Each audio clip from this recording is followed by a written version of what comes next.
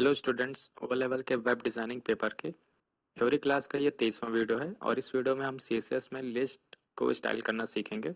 CSS के द्वारा list को स्टाइल करने के लिए तीन प्रॉपर्टीज हैं, जिसमें लिस्ट स्टाइल टाइप है, लिस्ट स्टाइल इमेज है और लिस्ट स्टाइल पोजीशन है। अगर आप ओ लेवल के वेब डिजाइनिंग पेपर की तैयारी कर रहे हैं या वेब डिजाइनिंग सीख रहे हैं तो ये वीडियो सीरीज आपके लिए बहुत ही यूजफुल है। ठीक है, चलिए स्टार्ट करते हैं इस क्लास को।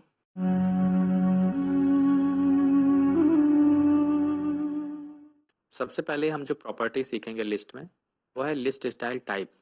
ठीक है, तो ये प्रॉपर्टी क्या करता है, ये करके टाइप को सेट करता है। मार्कर क्या होता है, जैसे कोई भी लिस्ट आप बनाते हैं तो आपको यहाँ पे मार्कर सेट करना होता है। जैसे मान लीजिए आपने अनऑर्डर्ड लिस्ट बनाया है तो आपका जो मार्कर होता है वो डिस्क होता है। ठीक है, अगर आपने ऑर्डर्ड लिस्ट बनाया हुआ है तो आपका जो मार्कर होता है बाय डिफॉल्ट वो 1 2 3 करके होता है। ठीक है, तो इन्हीं को हम बोलते हैं मार्कर। ठीक है, तो ये सब क्या है, मार्कर। मार्कर का टाइप सेट करने के लिए ही हम इस प्रॉपर्टी का यूज करते हैं। अगर आपको मार्कर नहीं दिखाना है तो आप वैल्यू सेट करेंगे नन। अगर आपको मार्कर में सर्कल दिखाना है, यानी आप ऐसे सर्कल बनाना चाहते हैं तो ये होता है सर्कल।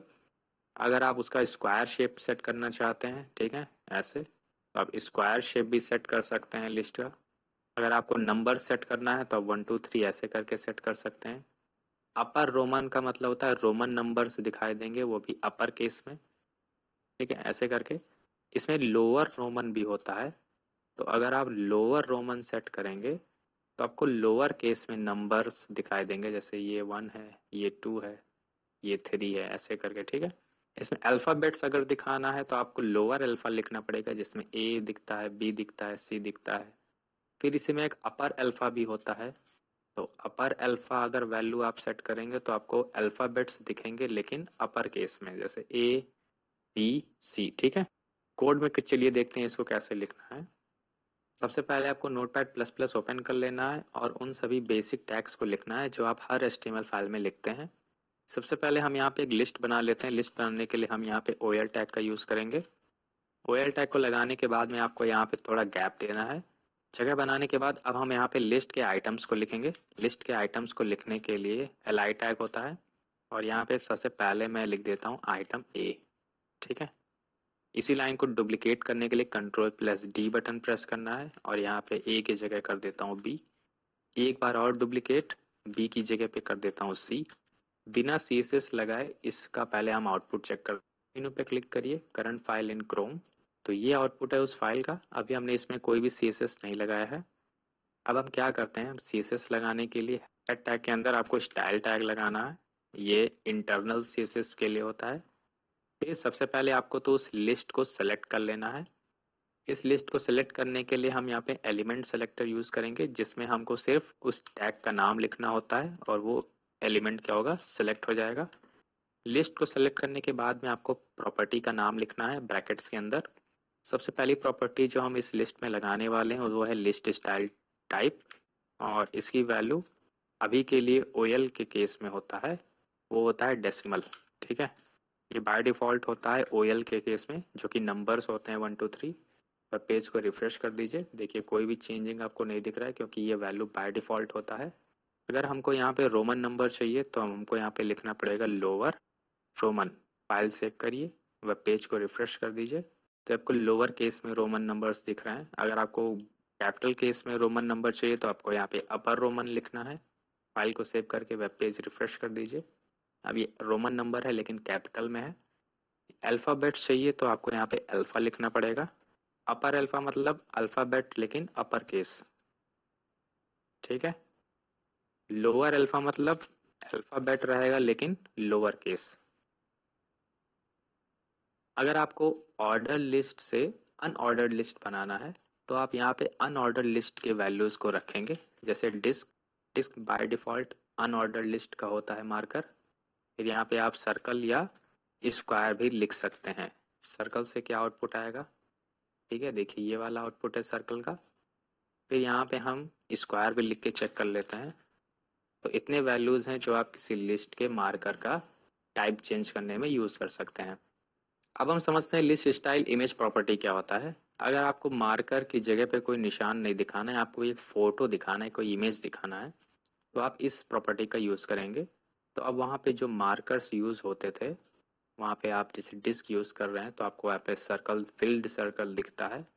तो अगर इन मार्कर्स की जगह पे आपको कोई फोटो दिखाना है, जैसे मान लीजिए आपको यहाँ पे कोई ट्री दिखाना चाहते हैं, ठीक है, तो मार्कर में आपको ट्री भी आप लगा सकते हैं। या मान लीजिए कोई आपको यहाँ पे कोई एनिमल का फोटो लगाना है तो आप एनिमल का फोटो लगा सकते हैं, ठीक है। तो कोई भी इमेज आप लगा सकते हैं। तो इनको कैसे लगाना है उसका सिंटेक्स देख लेते हैं। पहले पहले तो आपको प्रॉपर्टी का नाम लिखना है, कॉलन लगाना है, फिर आपको यूआरएल लिखना है। यूआरएल एक फंक्शन है, ठीक है। और इस फंक्शन के अंदर आपको एड्रेस लिखना होता है उस फाइल का, उस फोटो का, ठीक है। फोटो वाली फाइल का आपको एड्रेस लिखना है। जैसे मान लेते हैं हमको पेड़ लगाना है, ट्री, तो हमने ट्री का जो एड्रेस है उसके नाम के साथ मैंने यहाँ यूआरएल फंक्शन के अंदर लिखा हुआ है, और डबल कोट्स के आपको अंदर ही लिखना है। इसको भी प्रैक्टिकली करके देखते हैं कैसे करना है। अगर हम चाहते हैं कि हमको यहाँ पे जो स्क्वायर दिख रहा है आउटपुट में, इस स्क्वायर की जगह हमको कोई फोटो दिखाई दे, तो पहले तो आपके पास वो फोटो होनी चाहिए, ठीक है। मेरे पास वो फोटो है, मैंने पहले से सेव करके रखा है। तो मैं यहाँ पे सिर्फ आपको दिखाऊंगा। पहले तो इस प्रॉपर्टी का नाम चेंज कर देता हूँ, लिस्ट स्टाइल इमेज, क्योंकि हम इमेज लगाने जा रहे हैं। यहाँ पे आपको यूआरएल फंक्शन यूज करना है, और इसके वैल्यू यानी ब्रैकेट के अंदर वैल्यू में आपको उस फाइल का नाम लिखना है एक्सटेंशन के साथ। मैंने उस फाइल को स्टार नाम से सेव करके रखा है और उसका एक्सटेंशन है जेपीजी। फाइल को सेव कर लीजिए, ठीक है। फाइल को सेव करने के बाद वेब पेज को रिफ्रेश कर दीजिए, तो आपको वो स्टार दिख रहा होगा जो मैंने फाइल में पहले से बना के रखा हुआ है, ठीक है। तो जो स्टार वाली जो फोटो है वो मैंने पहले से सेव करके रखा हुआ है अपने डेस्कटॉप पे, और जो HTML वाली फाइल है वो भी डेस्कटॉप पर ही है। तो इस वजह से मुझे एड्रेस में डिटेल देने की ज़रूरत नहीं है कि ये जो स्टार वाला फोटो है वो मेरे कौन से फोल्डर में या कौन से हार्ड डिस्क के पार्टीशन में है, वो डिटेल देने की ज़रूरत नहीं है, क्योंकि HTML वाली फाइल और फोटो वाली फाइल दोनों सेम लोकेशन पर है। तो इतना लिखने से आपको इमेज दिखाई देने लगेगा मार्कर्स के स्थान पर, ठीक है। लिस्ट स्टाइल पोजीशन प्रॉपर्टी क्या करता है, ये जो प्रॉपर्टी है ये मार्कर के पोजीशन को सेट करता है, ठीक है। अभी इसको देखने से पहले मैं बॉर्डर लगा के आपको दिखाना चाहता हूँ कि बॉर्डर हमारा दिखता कैसे है। तो अभी जो आउटपुट है वो आपको ऐसे दिख रहा है। मैं यहाँ पे आपको बॉर्डर लगा के दिखाता हूँ। बॉर्डर प्रॉपर्टी लिखिए, चौड़ाई दे देता हूँ 1 पिक्सल, स्टाइल दे देता हूँ सॉलिड, कलर दे देता हूँ रेड। फाइल को सेव करिए, वेब पेज को रिफ्रेश कर दीजिए। तो जो बॉर्डर आप देख रहे हैं ये लिस्ट का बॉर्डर है, ठीक है। और इसके एक एक आइटम्स का बॉर्डर देखना है, तो उसके लिए आपको पहले उस लिस्ट के आइटम को सिलेक्ट करना पड़ेगा, फिर आपको उन पर बॉर्डर लगाना पड़ेगा। तो ये जो प्रॉपर्टी वैल्यू है मैं इसको कॉपी कर लेता हूँ और इसके एल में पेस्ट कर देता हूँ। तो अब आपको एल का भी बॉर्डर दिखेगा, ठीक है।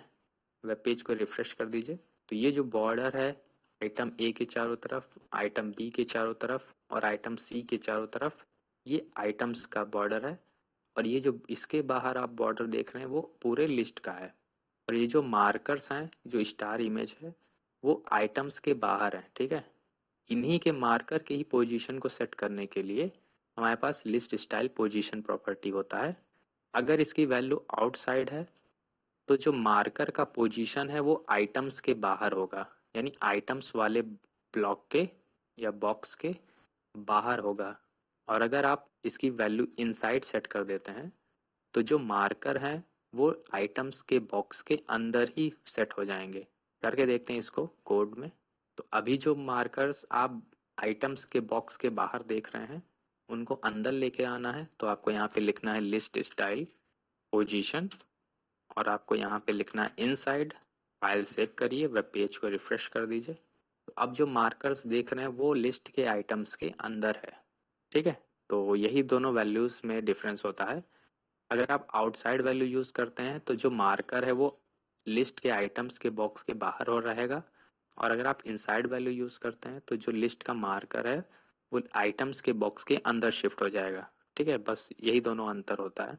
अब अगर आप एक से अधिक प्रॉपर्टीज को एक साथ लिखना चाहते हैं तो आप लिस्ट के इस शॉर्ट हैंड का यूज कर सकते हैं। इसमें आपको क्या करना होता है, लिस्ट स्टाइल लिखना होता है, और अगर आप स्क्वायर भी दिखाना चाहते हैं और पोजीशन इनसाइड सेट करना चाहते हैं तो आप एक एक ही प्रॉपर्टी से दोनों चीजें सेट कर सकते हैं, ठीक है। तो ये उसका टाइप बताता है और ये उसका पोजीशन बताता है। तो दो चीजें आपने एक साथ इसी प्रॉपर्टी से सेट कर लिया।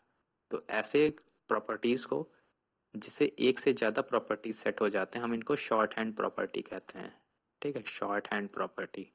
तो आप इनको भी यूज कर सकते हैं। ये जो यहाँ पे यूआरएल आपने दिया है इसके लिए अलग से प्रॉपर्टी लिखा है।